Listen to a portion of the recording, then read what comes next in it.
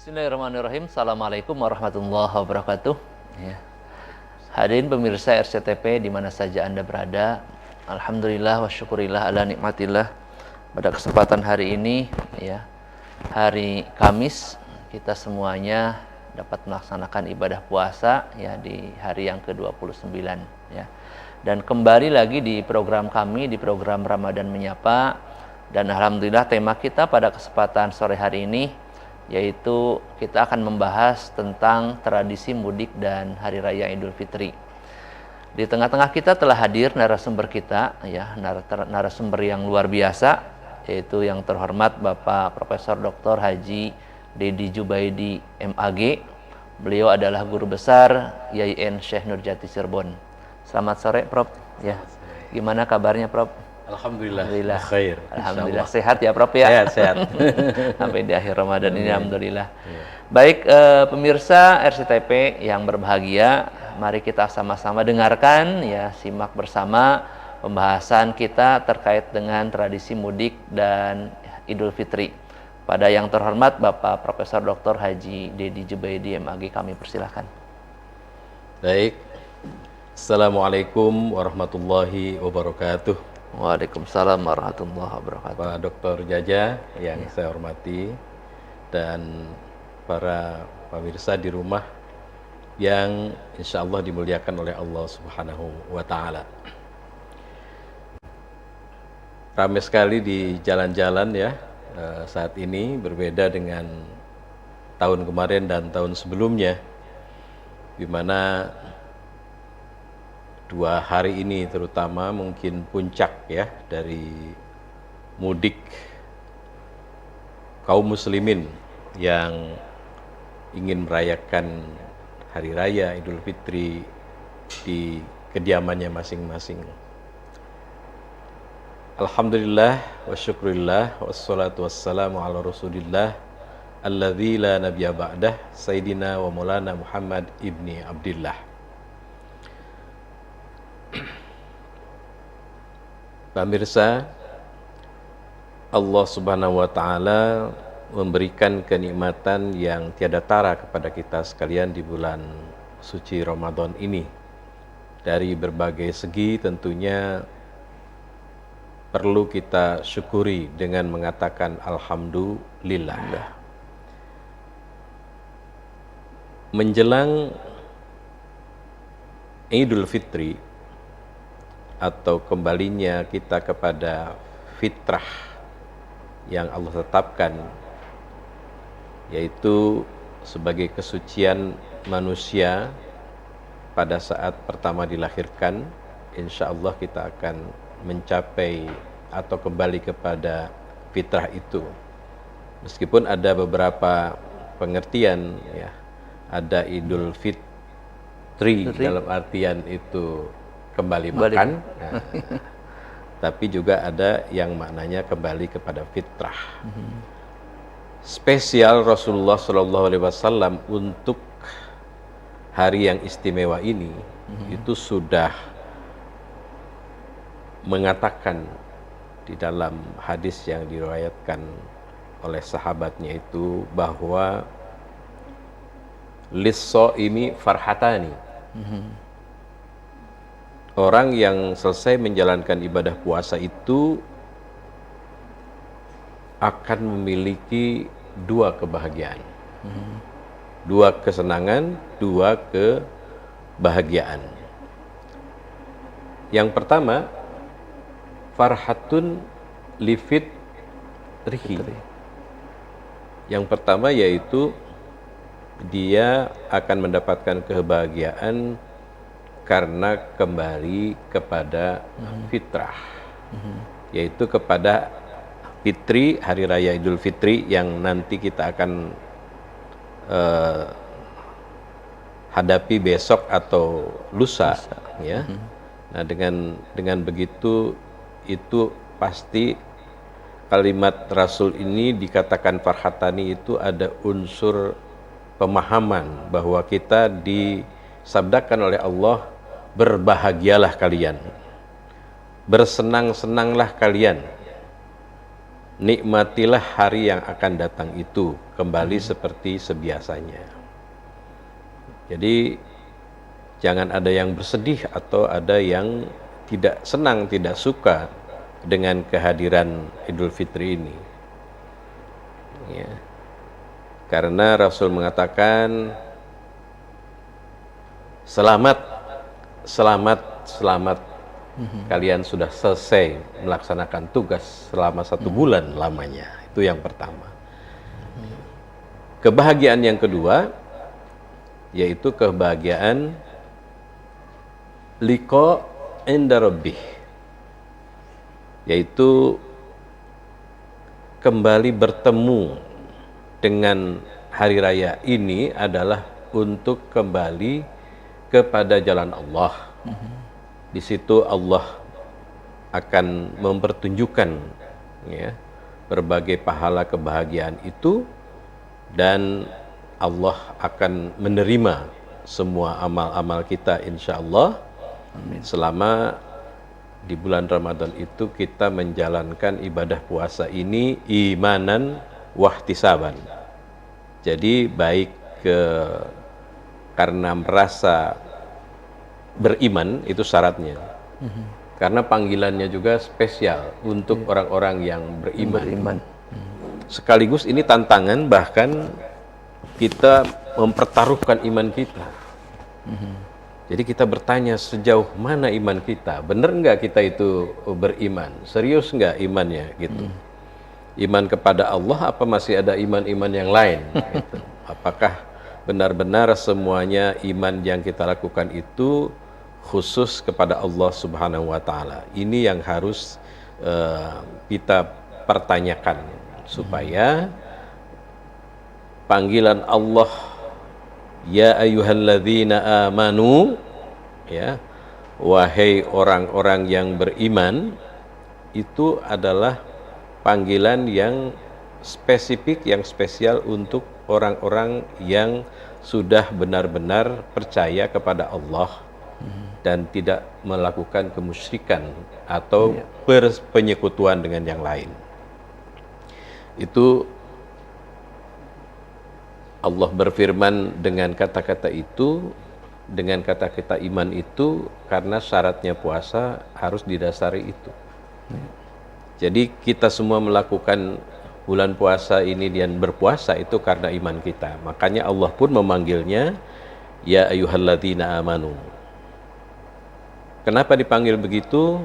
Karena mau diwajibkan untuk berpuasa. Kutiba alaikumussyam kama kutiba 'alal ladzina min qablikum la'allakum tattaqun. Nah, siapa saja yang berpuasa itu ternyata bukan cuma kita gitu ya. Jadi ada umat-umat sebelumnya. Berarti Allah itu dari dulu menghendaki kebaikan.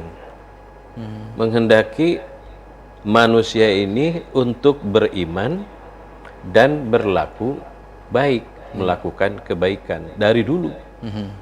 Jadi bukan baru gitu. Jadi orang-orang sebelum kita pun sudah diwajibkan. Iya. Ada targetnya sudah jelas, yaitu untuk menjadi orang-orang yang takwa. Nah, jadi kalau gitu takwa itu di atasnya orang yang beriman, benar. Karena takwa ini adalah langkah berikutnya setelah orang beriman supaya meningkatkan kualitasnya. Dan hakikatnya takwa itu adalah inti dari kehidupan manusia. Jadi inti kehidupan manusia ada dalam diri manusia, itu adalah takwa. La'allakum tattaqun. Nah, berada di mana itu? Adanya di dalam diri manusia, di dalam nafas itu apa? Nafas itu jiwa. Ya, jadi jiwa kehidupan ini adalah takwa.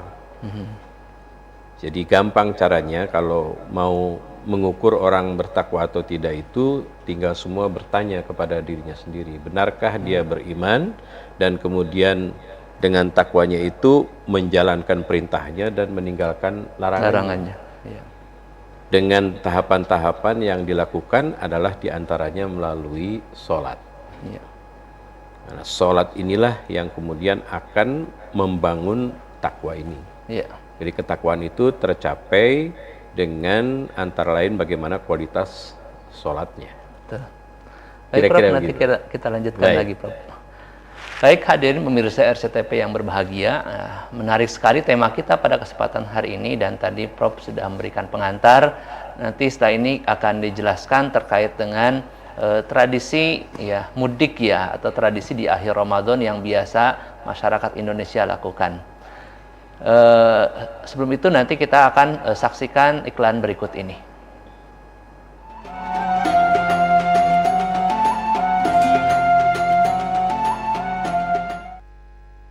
Hadirin pemirsa RCTP yang berbahagia, ya kembali di program Ramadan Menyapa ya. Tadi Prof sudah memberikan pengantar terkait dengan esensi dari puasa ya, bahwa kita berpuasa ini tujuannya adalah untuk la'allakum tattaqun ya. Nah, di akhir Ramadan ini Prof ya, khususnya masyarakat Indonesia ini kan rame ya, terutama tradisi mudik ini yang sekarang mungkin sedang rame-ramenya di jalan tol di mana-mana. Menurut Prof ini esensi atau makna dari mudik itu sebetulnya apa sih bagi orang yang berpuasa atau di akhir Ramadan ini Prof? Baik. Ya. Indonesia itu khas ya. Islam di Indonesia itu. Contoh dalam puasa beberapa aktivitasnya itu tidak terjadi di negara lain. Misalnya kalau mau perubahan dari waktu ke waktunya, mau sahur, ya, mau imsak, itu ada peringatan-peringatan, ya, dan khusus itu. Iya, iya. Bahkan ada juga kegiatan-kegiatan yang tidak ada di negara lain. Singkatnya contoh aja misalnya ya, ketika kita harus sahur, itu harus dibangunkan, sahur gitu ya. Ada Iya, yang iya. teriak-teriak, ada yang Pakai speaker ya. pakai speaker ya. Yang penting tidak marah-marah, tapi masih ada itu sahur ora sahur sakarepmu. Nah, itu namanya Iya, iya. ngosog ya. Nah, Iya, betul. tapi itu karena memang harus diberi tanda.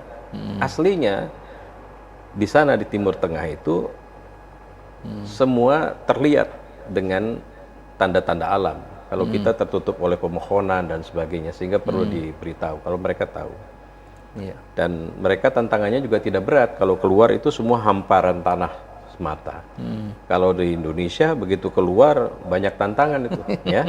Ada makanan, ada sesuatu buah-buahan yang kelihatan ranum dan sebagainya, semuanya sudah menggoda gitu. Kalau di tempat lain tidak seperti itu. Oleh karena itu khas di Indonesia itu tidurnya pun ditunjukkan sebagai ibadah. Naumus shaimi ibadah. Itu sebenarnya tradisi santri itu. Ya, supaya santri itu jangan keluar, jangan tergoda, terganggu oleh makanan-makanan itu. Jadi didalilkan begitu, pada tidurlah.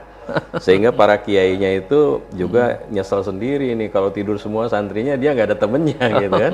Makanya dia ke pasar, di pasar dia beli mercon, beli petasan, dinyalain lagi pada tidur, dakdor kan gitu kan. Nah, jadi santri pada bangun tuh. Nah, terus di situ ada bledogan segala macam ya. Jadi karbit dimasukkan, bledog gitu. Di tempat lain nggak ada. Nah, kekhasan-kekhasan ini berujung pada akhir Ramadan itu dengan mudik. Jadi mudik ini tujuan utamanya adalah karena kebetulan mereka di luar tempat kelahiran mereka. Jadi mereka ingin bersilaturahim kepada keluarganya, terutama ayah dan ibunya. Begitu. Maka dengan begitu, karena jumlah manusia Indonesia bangsa semakin banyak ya, jadi terlihat benar bagaimana tradisi mudik itu. Ya, jadi tradisi mudik itu menjadi khas, dan kalau viralnya kemana-mana itu dengan berbagai cara. Bahkan sekarang itu karena kesana kemari pakai Google Map, nah disasarkannya itu semua macet karena Google Map-nya terlalu sibuk ya. Jadi sampai nyampe ke tempat itu lama karena tidak langsung. Jadi kalau mau ditanya sebetulnya bagaimana mudik ini baik, menunjukkan pertama kebahagiaan atas pernyataan Rasulullah bahwa farhatani, selamat kalian, berbahagialah gitu. Iya, Ya seperti waktu menyambut berbahagia, maka terakhirnya pun dia berbahagia. Bahagia, ya. Kebahagiaan itulah substansinya. Dan substansi yang lainnya adalah juga masih dalam konteks silaturahim. Jadi tujuannya mereka bersilaturahim Iya, dan mensyukuri nikmat yang telah diberikan. Mungkin yang dari Jakarta, ya kan, ingin berbagi dengan yang di kampung. Mungkin yang dari luar negeri mengenang atau mau memori di tempatnya masing-masing.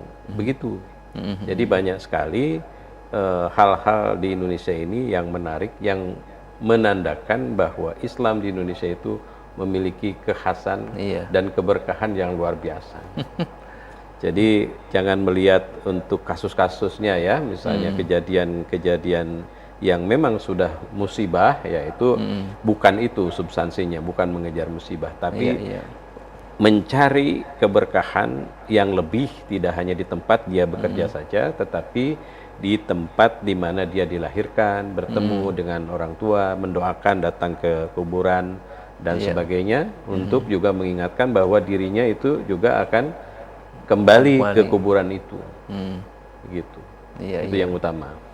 Jadi walaupun mengeluarkan uang yang cukup besar, tapi mereka bahagia ini ya, Pak, bahagia, dan mereka sudah perhitungkan itu. Iya. Sudah perhitungkan itu dengan pikiran-pikiran yang humanistis sekali. Ya. Tidak cukup meskipun sekarang sudah ada bisa video call ya. Tapi kan kalau yang namanya opor ayam pakai Zoom nggak bisa dinikmati kan, gitu, supaya bisa menikmati opor ayam dengan khas di daerah masing-masing, ya harus pulang lah gitu. Dan di situ salah satu bukti tanda mau bersyukur ya orang Indonesia itu, dengan tetap mengingat tempat tinggalnya, dengan tetap mau bertemu dengan orang-orang lama, sahabat, dan terutama para anggota keluarganya. Ya, berarti sama dengan silaturahmi atau reuni keluarga ya, Prof ya. Cenderung seperti itu ya. Dan biasanya bangsa Indonesia ini bahagia kalau bisa bertemu kembali dengan orang-orang yang dicintainya. Iya. Dan orang ketika masih ada orang tua juga senang. Senang sekali. Ketika anaknya datang dari kota. Seperti saya misalnya sekarang ini sudah jadi orang tua, jadi ya mereka datang kepada saya senang sekali kalau mereka datang. Saya bayangkan orang tua saya juga begitu. Dahulu ketika masih ada, kalau kami datang, kalau tidak datang setidak-tidaknya ada yang kurang ya dalam kehidupan sebagai kelompok keluarga gitu. Jadi Islam itu begitu, dan Al-Quran itu adanya RT, RW itu adalah tadi dalam rangka menjembatankan manusia itu supaya farhataninya itu adalah dalam bentuk tidak individu saja, tetapi juga keluarga, tapi juga tetangga, tetapi juga rukun warga dan seterusnya. Bahkan kalau di desa atau di kampung ini ada tradisi salam-salaman gitu, Prof. Itu memang tradisi itu sangat baik ya, Prof. Baik sekali, baik sekali. Ketika orang itu bertemu, kata Nabi, apabila ada dua orang muslim bertemu kemudian wayatasofahani dan berjabatan tangan, ya, maka diampuni segala dosa mereka itu yang bersalaman, ya, dan dosa-dosa yang sebelumnya. Mata qaddama min dzambihi itu diampuni. Bagaimana tidak diampuni ketika bersalaman itu yang mengalir adalah rasa kasih sayang. Tidak ada lagi konflik, tidak ada lagi pertentangan. Dilepas semuanya itu yang disebut dengan halal bihalal gitu. Itu tradisi juga sebetulnya, Prof ya, halal bihalal ini. Ada lagi itu ceritanya sendiri lagi, itu orang Indonesia itu. Jadi ketika orang Mesir bertanya halal bihalal itu apa, itu nggak paham. Apalagi minal aidin wal faizin katanya. Itu minal aidinnya kembali kemana? Kan dulunya itu jahiliyah. Apa kembali orang jadi jahiliyah kan gitu, dan seterusnya. Inilah kekhasannya kita Indonesia. Iya, iya. Luar biasa. Menjadi orang lain juga penasaran dan pengen tahu. Iya, iya. Kepo ya kalau sekarang. Budaya ini sudah turun-temurun dan terus-menerus dilanjutkan ya, Prof. Turun-temurun Iya. dan yang memberi contohnya juga bukan orang-orang sembarangan. Iya, ya. iya. Termasuk para pendiri negara kita. Ketika Bung Karno itu mencari apa yang kira-kira bisa merekatkan umat, maka ulama yang memberitahu, yaitu dengan acara yang kita sebut halal bihalal. Ada bihadal itu. Iya, jadi ada dalam sejarahnya itu. Iya, iya. Luar biasa. Iya. Nah, kira-kira dalam tradisi mudik ini biasanya kan mereka ini posisinya sebagai musafir, Prof. Ya. Yang kemungkinan kalau saya perhatikan di jalan ini mereka memutuskan ada yang puasa, ada yang juga tidak berpuasa nih, Prof. Yang penting jangan ngeles gitu ya. Iya. Gua kan musafir gitu ya. Nah, jadi kemudian nggak puasa gitu ya. Iya. Kalau bisa ya tapi begitu memang Allah SWT menyuguhkan Islam ini sebagai sesuatu yang luar biasa, memperhatikan usus manusia gitu ya. Iya. Jadi kekhususan manusia itu diperhatikan banget. Manusia itu nggak bisa tahan lapar, ya kan? Iya. Nggak bisa tahan haus gitu. Terutama di dalam perjalanan. Maka ketika perjalanan itu menyulitkan, Islam ini tidak menyulitkan, boleh. Iya, iya. Ya. Bukan hanya itu, sakit pun nggak boleh memaksakan diri puasa. Iya. Ya. Atau usia yang sudah tidak memungkinkan lagi untuk dehidrasi terlalu banyak, maka dia tidak boleh juga berpuasa. Yang sedang dioperasi, ya kan? Atau yang sedang dalam pengobatan tertentu. Misalnya emahnya kronis, ya, atau memiliki diabetes, ya, yang akut dan sebagainya. Iya. Itu diberikan kemudahan itu. Betul, Rukhsah namanya. Rukhsah ya. Iya. Gitu. Iya, iya. Tinggal nanti mengganti ketika suasananya sudah kembali normal, tinggal mengganti puasa yang ditinggalkan aja. Betul. Puasanya harus diganti itu. Iya. Tapi kalau sholat nggak boleh lagi alasan sedang dalam perjalanan lalu tidak sholat, karena la qada al sholat, tidak ada qada untuk sholat. Iya. Harus bisa dilaksanakan. Kan bisa ya dilaksanakan di dalam perjalanan. Ya. Begitu. Jadi kita bersyukur ya dengan dunia kita Indonesia, dengan agama kita Islam yang betul-betul rahmat ya, penuh dengan kasih sayang di dalam kehidupan ini. Dan bulan puasa ini pengingat ya, pengingat bagi umat manusia untuk selalu sadar bahwa dirinya tidak sendirian, tetapi bersama orang lain. Oleh sebab itu kesempatan berbagi adalah di bulan Ramadan ini. Iya. Tapi yang paling bagus hasil pendidikannya dan sudah menjadi mutakin di bukan bulan puasa pun sering bersedekah dan sering berbagi. Iya. Bukan di bulan puasa doang ya, karena kemiskinan itu berjalannya panjang, tidak hanya 1 bulan. Iya. Baik, Prof, nanti kita lanjutkan lagi. Ya. Hadirin pemirsa RCTP yang berbahagia, nah, kita saksikan kembali ya materi kita pada hari ini terkait dengan tradisi mudik dan Idul Fitri setelah jeda iklan berikut ini.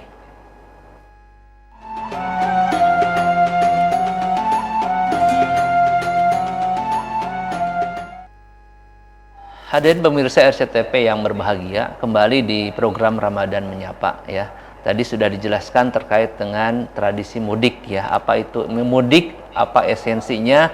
Esensinya tadi adalah silaturahmi ya. Nah, Prof, di akhir-akhir Ramadan ini sesuai dengan target orang yang berpuasa ini kan dalam rangka menjadi orang yang bertakwa ya, Prof ya.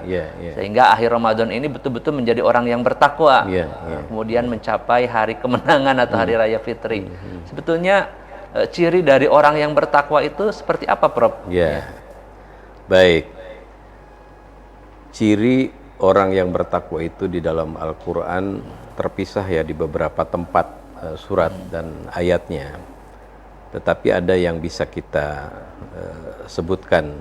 Di antaranya adalah ketika orang itu diawali dengan keimanannya dan atas panggilan Allah, maka sebagai orang yang beriman dia tidak akan menolak apapun yang diperintahkan, karena dia sudah menyadari bahwa apapun yang dia lakukan hanya untuk Allah. ketika itulah seseorang yang dengan imannya ya menjalankan ibadah puasa, maka dia akan mencapai derajat takwa apabila dia menjalankan seluruh yang diwajibkan oleh Allah, ya, diantaranya adalah dengan sholat, ya, sholatnya termasuk di dalamnya sholat tarawih, sholat sunat-sunat lainnya, membaca Al-Quran dan sebagainya. Maka dia yang pertama, kalau di dalam Al-Quran disebutkan bahwa al-muttaqin itu alladzina yunfikuna fis sarra wa dharra. Dia akan punya kemampuan memanage ekonomi itu secara proporsional, ya, baik dalam keadaan lapang maupun dalam keadaan sulit, dalam keadaan lapang maupun dalam keadaan krisis, ya. Jadi dia bisa. Nah, itu ciri orang yang bertakwa. Jadi dia tidak akan mengalami stres, depresi dan sebagainya karena manajemen ekonominya baik. Yang kedua, ciri orang yang bertakwa itu mampu mengendalikan emosi, ya, wal kadhiminal ghaidh. Jadi kenapa dilarang marah itu supaya terlatih dirinya, gitu. Wal afina anin nas, dia mudah sekali memaafkan orang lain. Sebelum orang lain minta maaf, dia sudah memaafkan. Itu ciri orang yang bertakwa. Artinya dia tidak dendam, tidak ingin membalas apa yang dilakukan keburukan oleh orang lain kepada dirinya.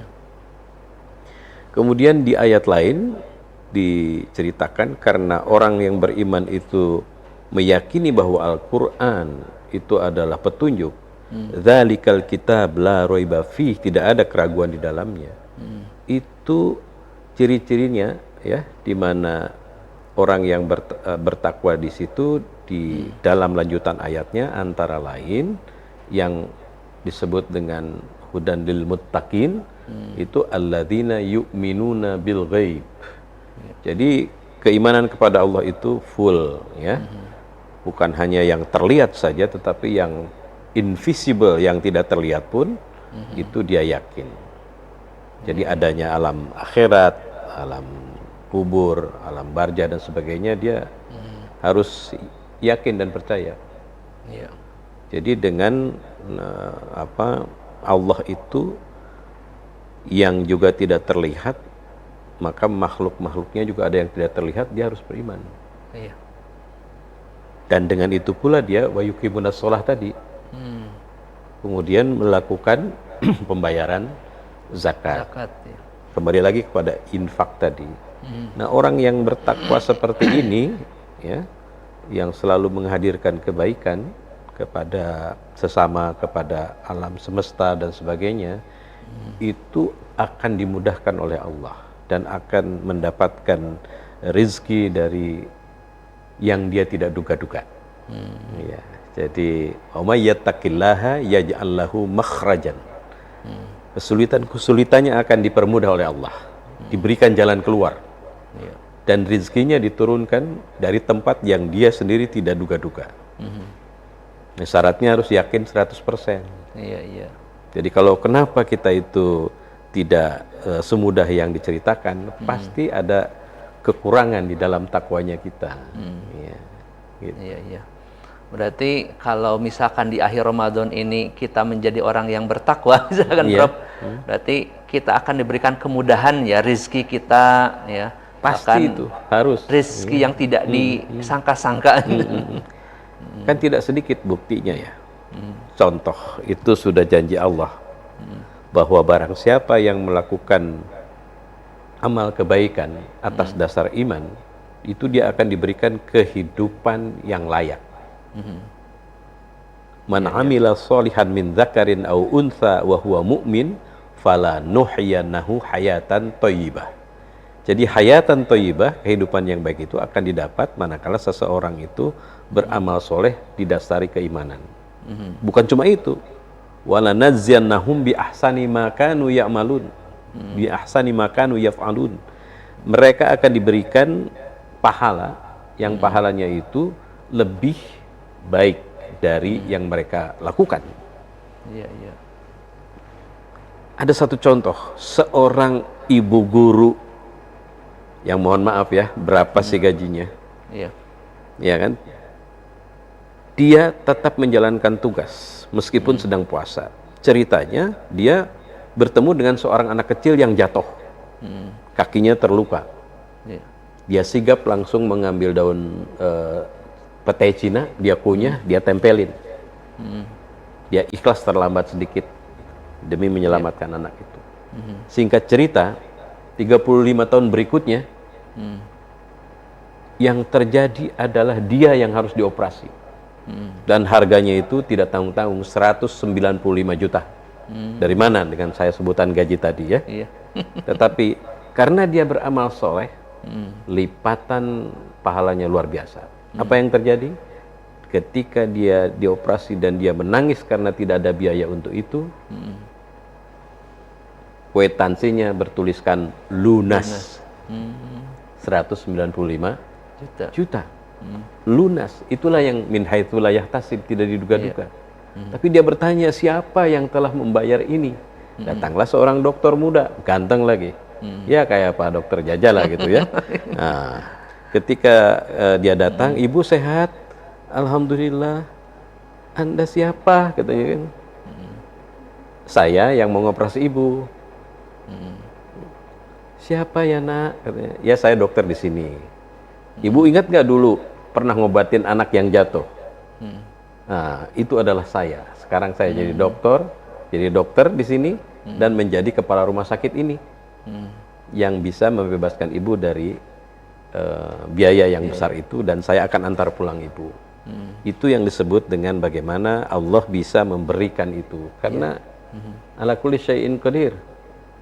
Kun fayakun. Begitu. Jadi kalau Allah berkehendak, apapun bisa terjadi. Ya. Oleh karena itu, substansi takwa itu adalah dia akan memiliki kemanusiaan yang luar biasa. Ya, bukan hanya memaafkan, tapi juga menolong, tapi juga membantu, tapi juga menyelamatkan orang lain. Iya, iya. Berarti dimensi horizontalnya luar biasa. Luar biasa, ya luar biasa. Karena dasarnya sudah vertikal. Ya, jadi seseorang yang mendasarkan sesuatu, menjadarkan kepada kekuasaan Allah, maka dia akan mendapatkannya dari Allah juga. Iya. Makanya di akhir Ramadan ini ya kita termasuknya diwajibkan atau dipaksakan untuk bayar zakat fitrah. Itu mungkin esensinya agar kita menolong orang ya Prof ya. Ya, di samping harus menyadari bahwa dirinya itu kotor. Gitu. Apa sih yang bersih pada manusia ini ya? Gitu kan. Iya. Mohon maaf kalau orang Cirebon semuanya mengeluarkan kotoran. Gitu. Kalau mata mengeluarkan kotoran, belek namanya ya gitu ya. Kalau kuping mengeluarkan kotoran, kopok namanya gitu ya. Kalau mulut mengeluarkan kotoran di pagi hari, iler namanya gitu ya, atau eces namanya, dan semuanya itu. Apalagi di dalam hartanya, apalagi di dalam jabatannya, di dalam sebagainya, banyak kotoran-kotoran yang harus dibersihkan.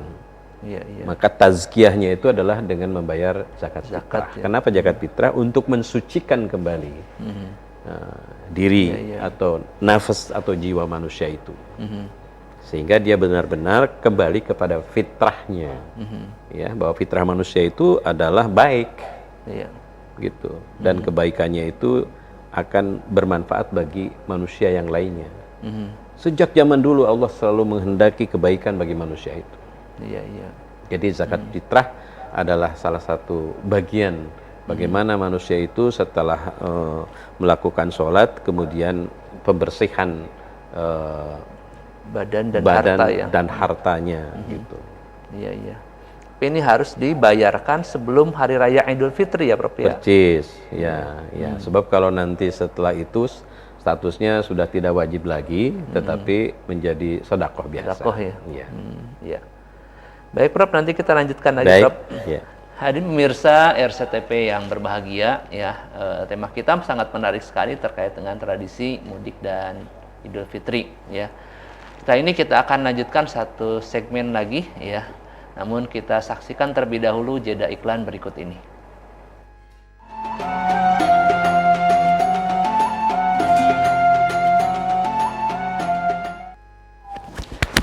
Hadirin pemirsa RCTP yang berbahagia, kembali di program Ramadan Menyapa ya. Tadi Prof sudah menyampaikan terkait dengan orang yang bertakwa ya Prof ya, cirinya seperti apa.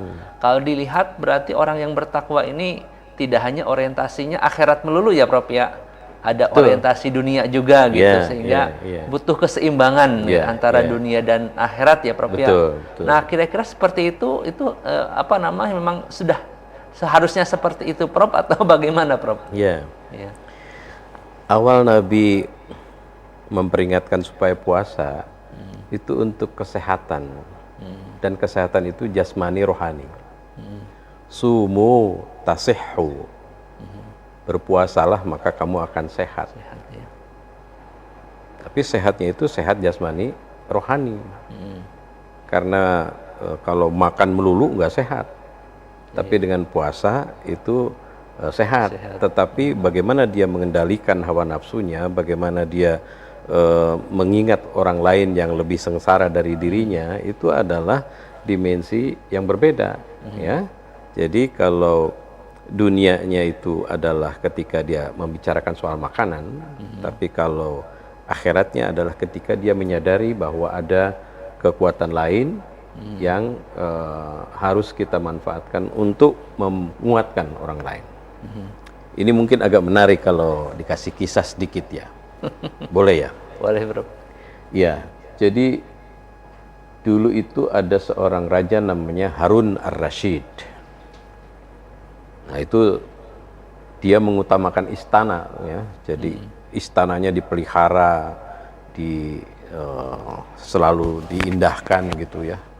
Sehingga pokoknya mungkin direhab dan seolah-olah istananya itu adalah segalanya. Suatu hari dia melakukan perjalanan. Di perjalanan itu melewati sebuah taman kuburan yang dijaga oleh seseorang, namanya itu Bahlul. Nah ini orang kalau mendengar cerita Bahlul itu negatif ya, karena sering menuduh orang sesuatu, misalnya kalau dianggap bodoh, Bahlul ente gitu ya. Padahal ini Bahlul ini nama seorang imam sufi di masa Harun ar-Rasyid.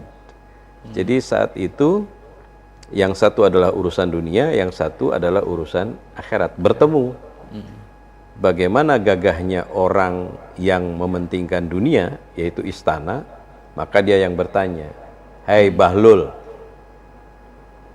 kapan kamu sembuh dari gilamu?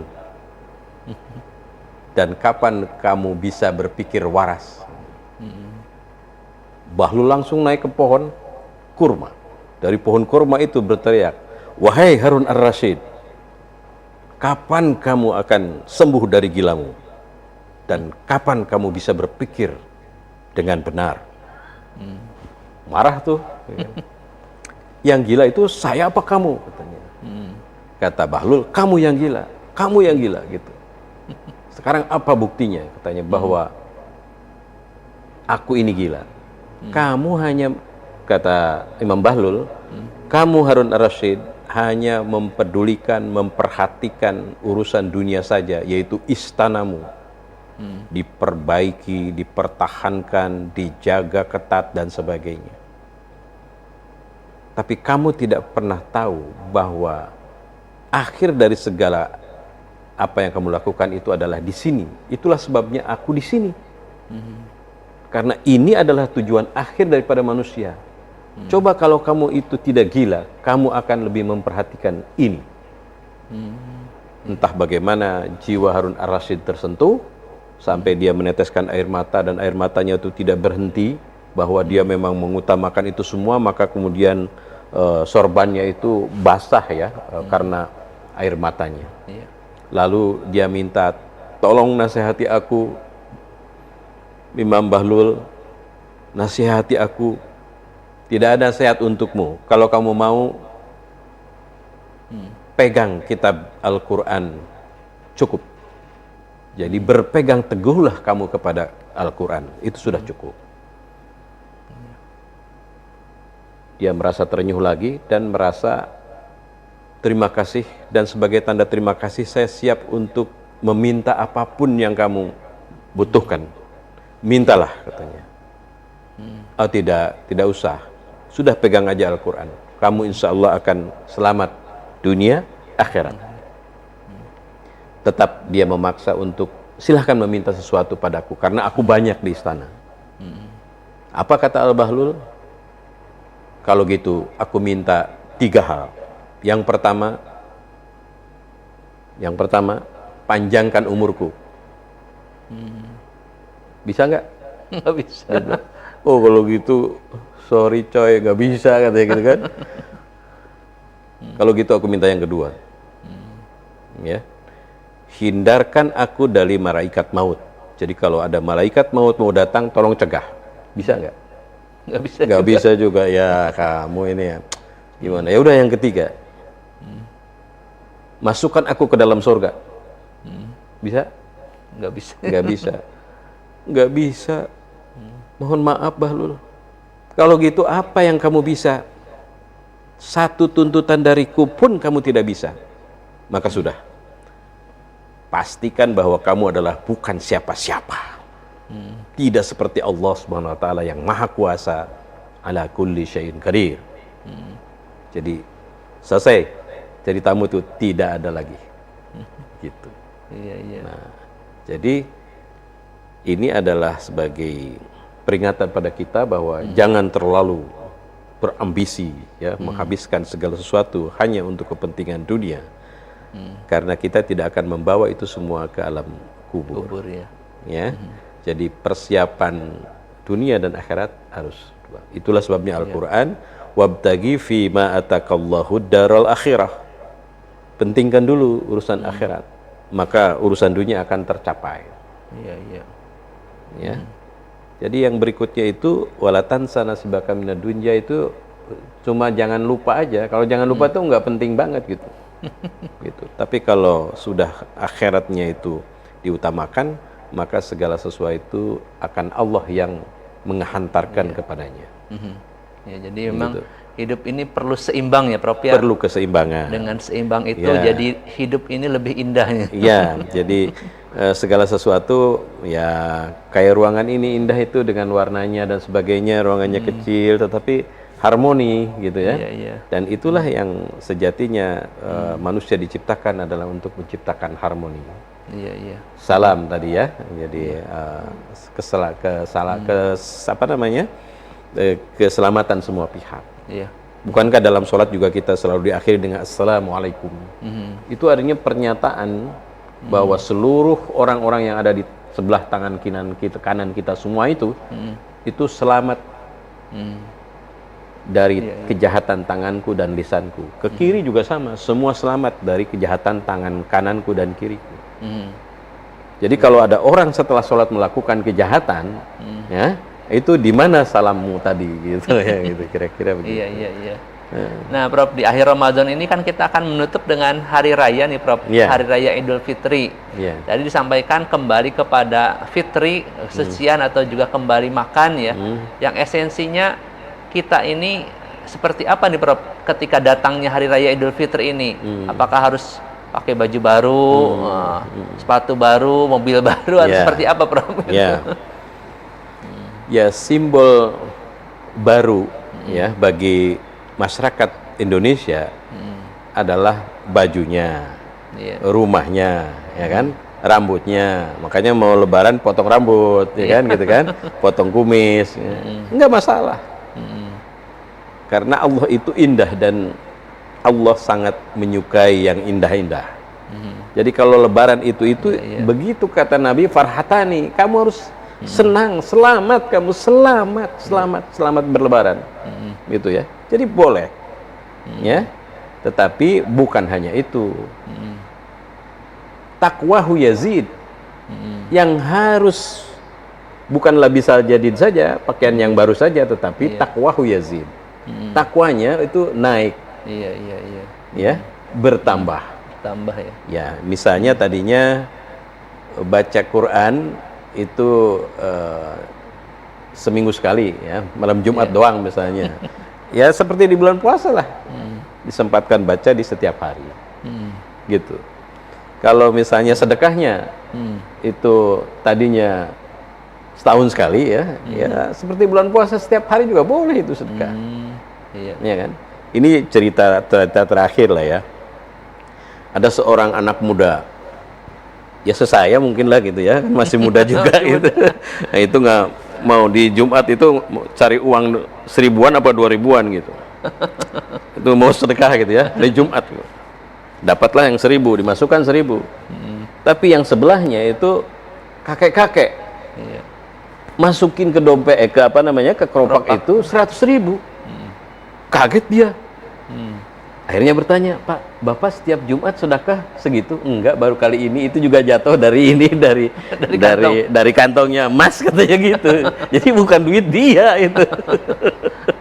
Jadi lain kali ya bersedekahnya setelah bulan puasa ya naiklah ya dari 2000 jadi 100.000 gitu ya. Nah itu. Jadi takwahu yazid. Jadi Idul Fitri kembali kepada fitrah. Dalam artian dia menambah, naik takwanya. Berarti tidak sekedar baju baru, sepatu baru, ataupun serba baru yang lainnya secara fisik ya. Tapi intinya ya ketakwaan kita menjadi lebih baik ya. Iya, ketakwaan kita. Iya, betul Prof. Ya. Ini nampaknya waktu kita sudah berakhir, Prof. Bangga Prof untuk menyimpulkan terkait dengan tema kita pada kesempatan sore hari ini, Prof. Iya, baik. Alhamdulillah, demikian kata Allah, katakan ketika kita mendapatkan nikmat, nikmat kita adalah kita bisa mengakhiri tugas kita melaksanakan ibadah puasa, ya. Maka kita akan dihadapkan kepada situasi baru, yaitu dengan Idul Fitri, kembali kepada fitrah. Kembali kepada fitrah kita itu adalah fitrah yang penuh dengan kebaikan, karena aslinya kita itu baik, ya. Maka ciptakanlah kehidupan yang lebih baik, yang lebih harmoni, yang bermanfaat bagi alam semesta, bagi semuanya ya, tidak ada yang dirusak, semua dilestarikan, tidak ada lagi konflik di antara sesama manusia, karena kita ini adalah orang yang dipanggil oleh Allah itu dalam beberapa panggilan. Sekali-kali ya ayuhan nas, tetapi ketika berpuasa itu ya ayyuhalladzina amanu. Itu artinya kita harus terus meningkat, dan pada saatnya kita akan disebut sebagai orang-orang yang bertakwa atau al-muttaqin. Amin ya rabbal alamin. Demikian. Terima kasih Prof.